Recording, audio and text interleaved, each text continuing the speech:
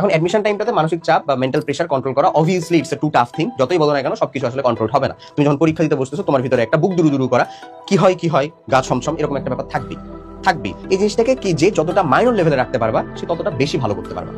Even তুমি যদি আসলে একটু কনফিডেন্ট হও যে সাবজেক্টের উপরে পরীক্ষা দিচ্ছ সেটা তুমি পারছো, প্রথম 2-3টা কোশ্চেন উত্তর করতে গেছো পারছো, এই জিনিসটা যদি আসলে করতে পারো বিলিভ মি তুমি এমনিও পারবা। দ্যাটস আমি বলি সবসময় সহজ জিনিসটা দিয়ে শুরু করবা। জানো সহজ জিনিসটা দিয়ে শুরু করলে তোমার ভিতরে একটা কনফিডেন্ট আসবে। অনেক না পারা জিনিসও তুমি হয় স্কিপ করার ক্ষমতা পারবা, মানে নিতে পারবা, অথবা স্কিপ না করেও সঠিক করার চেষ্টা করে দেখতে পারবা।